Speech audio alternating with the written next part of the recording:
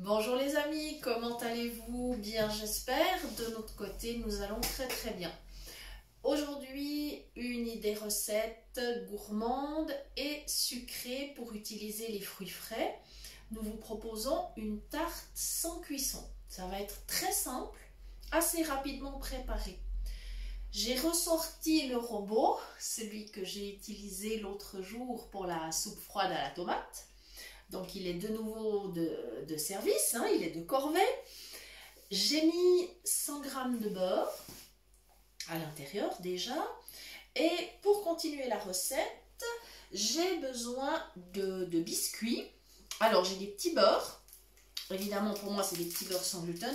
Mais vous pouvez tout à fait par exemple le faire avec des petits beurres, des sablés, des boudoirs, vous savez, ceux qu'on utilise par exemple pour faire les tiramisu, il n'y a aucun problème. Donc j'ai mes 100 g de beurre, j'ai 150 g de biscuits. Il commence déjà à se casser, c'est bien, c'est la moitié du travail de fait pour le robot ça. Voilà, donc je vais faire très attention.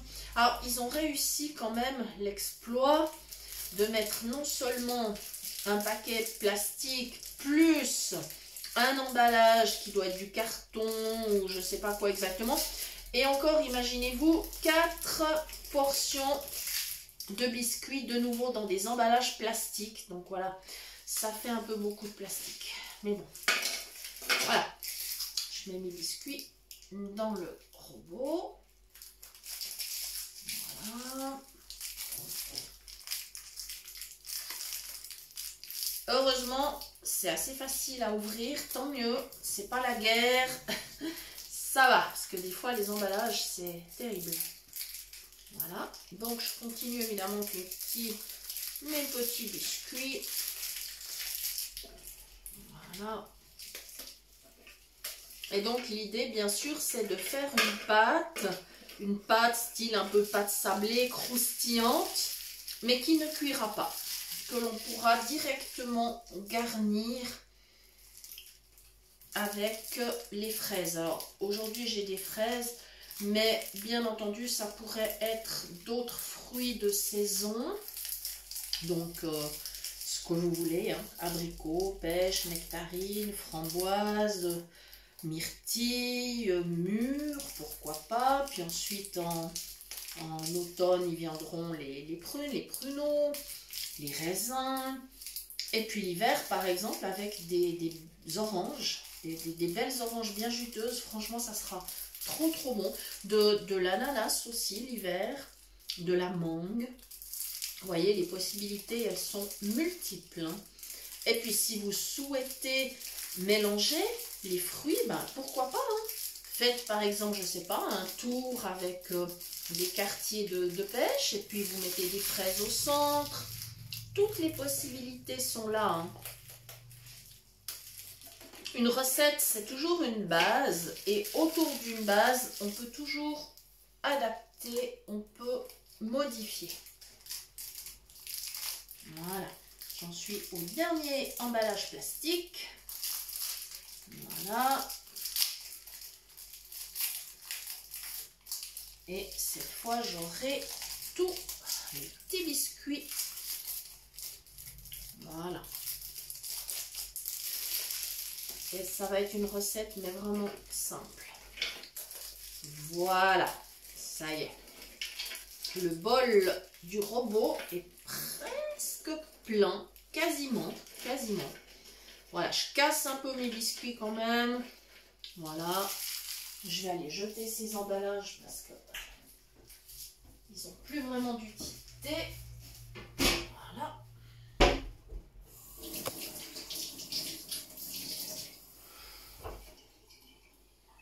Voilà, je vais ajouter un petit peu de sucre, pas trop parce qu'il y a déjà du sucre dans les biscuits, donc forcément. Mais bon, après le petit beurre, c'est pas non plus un biscuit très sucré. Puis si vous avez vraiment pas de biscuit sous la main, vous pouvez toujours le faire avec des biscottes. Et à ce moment-là, vous mettrez un tout petit peu plus de sucre, forcément. Mais voilà, normalement on trouve les biscuits adéquats.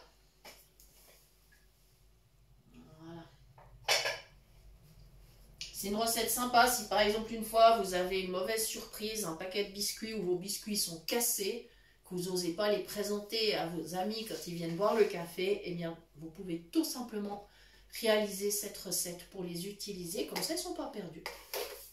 Voilà. Je ne vais pas mettre trop, je vais mettre 4 cuillères à soupe de sucre.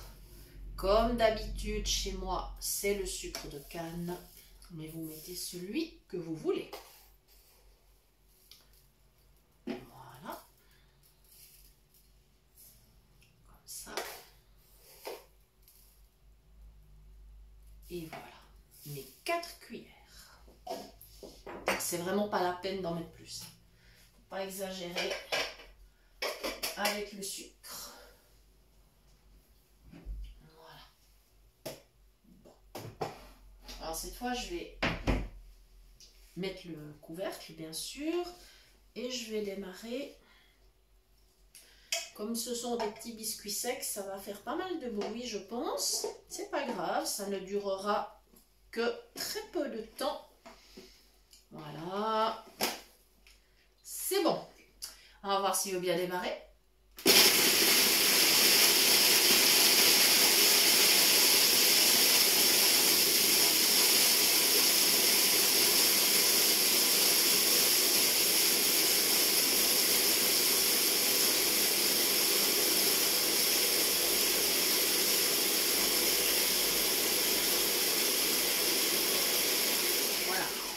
Je ne sais pas si vous avez remarqué en écoutant, en tout cas moi à l'oreille, j'entends que ça doit être pas mal homogène déjà. Mais je pense qu'à ce stade-là, ma pâte est encore un peu sèche. Voilà, ouais, c'est exactement ce que je pensais. Ça ne sera pas vraiment une pâte encore. Alors, ce que je vais faire pour améliorer ça, c'est que je vais mettre un soupçon de lait. Très peu, mais juste pour lui donner un tout petit peu d'humidité encore. Elle sera beaucoup plus facile après à étaler, vous verrez. Alors voilà, je suis allée dans le frigo chercher du lait. Voilà, je vais évidemment être très précautionneuse, c'est-à-dire pas en mettre trop. Parce que si ça devient trop liquide, alors ça va être embêtant. Donc, je vais y aller vraiment doucement avec le lait. On va rester raisonnable. On peut toujours ajouter. Par contre, si on a mis trop et qu'on doit enlever, alors là, c'est très ennuyeux. C'est absolument pas possible. Voilà.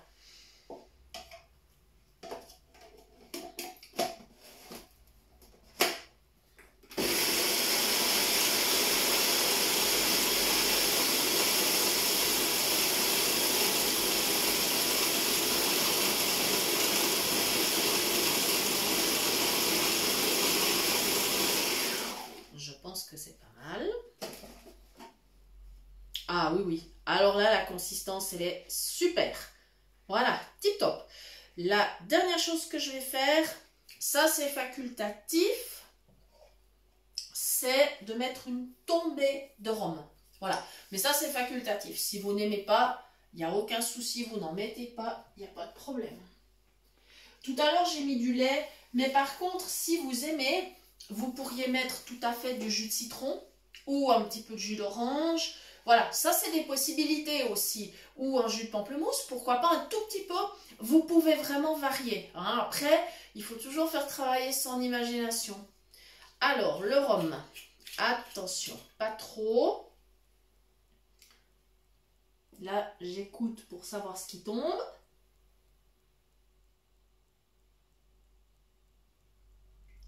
Voilà, pas plus. Il doit y avoir une cuillère à soupe, à peu près. C'est vraiment peu. Voilà, ça donnera quand même un bon petit goût à la pâte. Voilà, comme ça. Et pour un dernier tour, c'est reparti.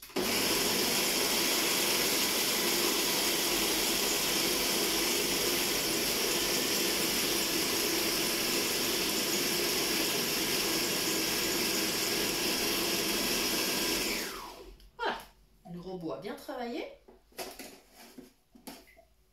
Voilà. Voilà, ma consistance de pâte là, elle est top. Elle est top, c'est super. Bien, alors je vais ranger le dessus du robot. Je vais mettre ça dans l'évier pour laver tout à l'heure. Voilà. Je vais enlever le couteau. Alors, quand vous retirez le couteau d'un robot et que vous le mettez dans votre évier pour le laver, faites super attention, mémorisez bien où vous l'avez posé, d'accord? De sorte à le retrouver facilement et à ne pas vous blesser quand vous voudrez le laver. Voilà, si vous mettez vos mains dans l'évier et que vous ne savez pas où il est, là, il y a des risques de coupure. Voilà, donc attention, toujours la prudence. Voilà, il y a un tout petit peu de pâte sur le couteau. Alors je vais la faire tomber comme ça avec mes doigts. Évidemment, attention, la lame est très tranchante, mais c'est ok. Voilà, donc je mémorise bien où je le pose. Très important. Voilà. Si vous prenez l'habitude, par exemple, de toujours le poser à la même place dans l'évier, vous n'aurez plus à réfléchir de savoir où est-il. Voilà. Maintenant, tout simplement, alors vous savez, on travaille super bien avec ses doigts, donc c'est ce que je vais faire. Je vais quand même vous donner une astuce. Si, par hasard, votre pâte est trop liquide, si vous en avez mis vraiment trop, vous pouvez rattraper le coup si vous avez un petit peu d'amandes moulues, de noisettes moulues ou de noix de coco râpées, etc. Vous pourrez rattraper le coup en rajoutant un petit peu. Voilà, ça donnera de toute façon un bon goût et puis votre pâte, elle sera de consistance tout à fait adéquate. Voilà, c'est quand même possible de rattraper, mais bon, à la base, on aime autant avoir une pâte qui tient bien la route. Bon, alors là, j'ai préparé une assiette parce que comme il n'y a pas de cuisson, je vais directement en fait faire une présentation sur assiette. Alors, moi j'ai fait le choix de prendre une assiette où on pourra faire des parts après. Par contre, si vous souhaitez, si vous avez des amis et que vous avez envie de faire des portions individuelles, je vous conseille de mettre votre pâte directement par exemple dans des sous-tasses. Hein. Vous avez sûrement un service à café. Eh bien, pourquoi pas, prenez les sous-tasses et mettez la pâte dedans. Voilà. Alors moi, là, je vais travailler avec mes doigts. Hein. Ils sont propres, donc j'ai pas de complexe à avoir. Je récupère ma pâte dans le bol. Il n'y a aucun problème. Allez, hop là. Je la pose sur l'assiette. Voilà. Elle sent super bon. Ça, je vous garantis que c'est top. Elle sent super bon cette pâte. Voilà. Impeccable. Voilà. C'est tout bon. Comme ça, je sais que j'ai tout récupéré. Voilà. Voilà. Comme ça. Maintenant, je vais mettre le bol dans l'évier également en vue du nettoyage tout à l'heure. Et là, je me rince les doigts, forcément. Voilà. Voilà. Je vais prendre un peu de savon parce que du coup, le beurre est quand même bien présent. Voilà. Voilà.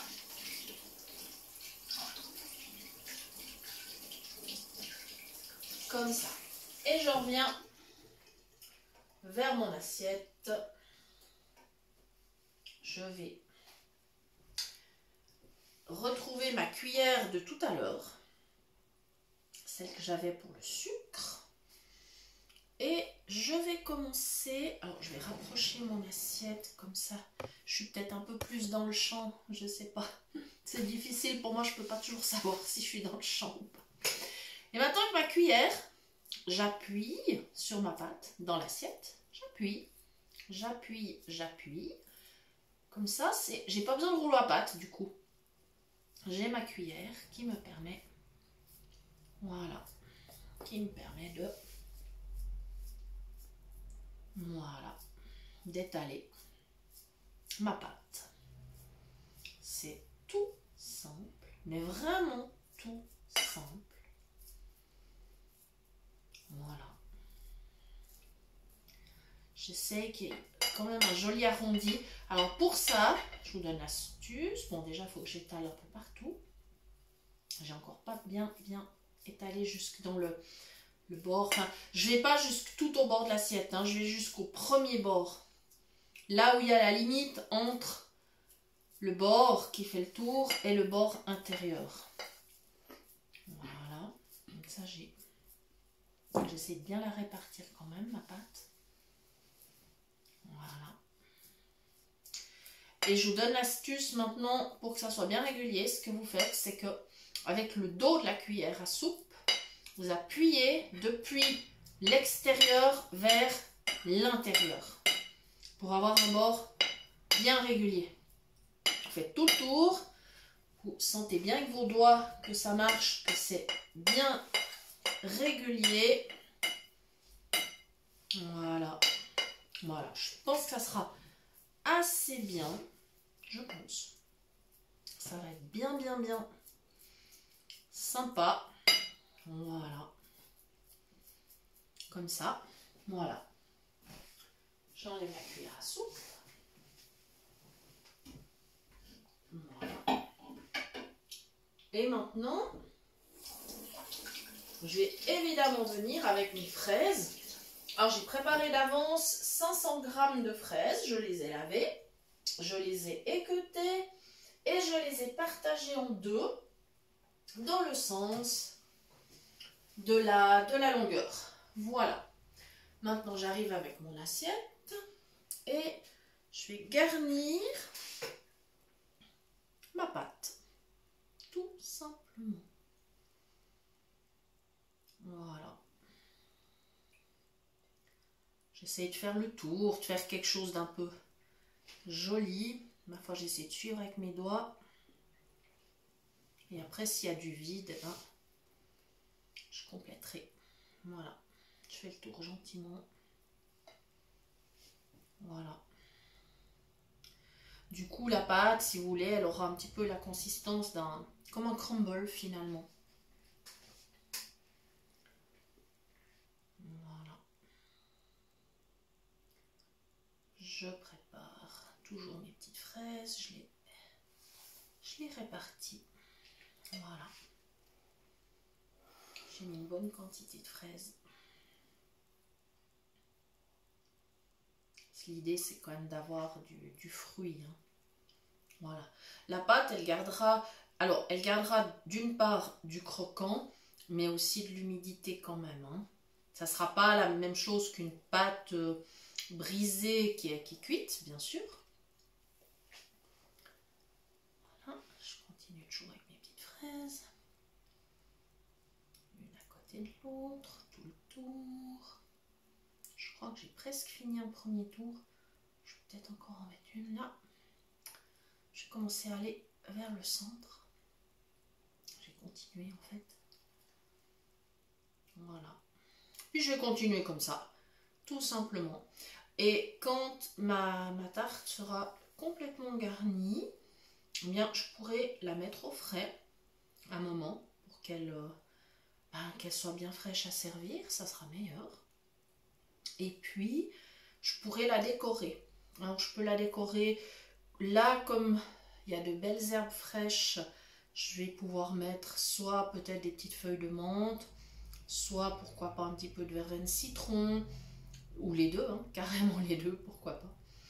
Et puis, ou du thym citron, ou du thym, du romarin, pourquoi pas. Enfin voilà, il y a du choix, on peut mettre selon ses goûts. Ou alors, si vous préférez, vous pouvez râper des petits copeaux de chocolat pour parsemer dessus. Vous remarquerez que je n'ai pas sucré les fraises, c'est pas la peine. Elles sont bien parfumées. Il n'y a absolument pas besoin de rajouter du sucre. Voilà, j'en ai une belle quantité là quand même. Mais c'est très bien comme ça. C'est très bien. J'en ai une belle quantité. Et ça partira au frais Voilà. Comme ça, on pourra la déguster au dessert, je pense. Voilà. Non, ça commence à être bien garni, mais il y a encore de la place.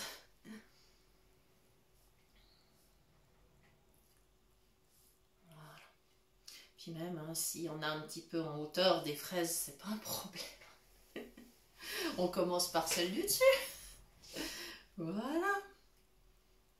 Alors évidemment, si vous souhaitez, vous pouvez aussi mettre un petit peu de crème chantilly, pourquoi pas. Ou si vous aimez la crème pâtissière, voilà. Après, vous avez vraiment le choix. Pourquoi pas même sur le dessus de parsemer un petit peu de noix de coco râpée, par exemple. Voilà. J'espère que j'ai réparti correctement. Voilà, j'ai presque terminé. Et voilà. Alors j'espère que vous aurez du plaisir à réaliser cette recette.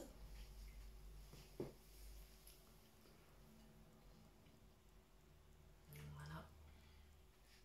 Et voilà. Bon, j'espère que c'est ok. Ça a l'air. Voilà, voilà, voilà. Eh bien, je vous remercie d'avoir suivi la recette. Et puis, si vous voulez nous écrire pour nous demander des recettes ou pour recevoir les liens des prochaines vidéos, je vous rappelle notre adresse mail cuisinepratique@mail.ch. Voilà, je vous souhaite une belle fin de journée, je vous remercie de nous avoir suivis et je vous dis à bientôt. Merci.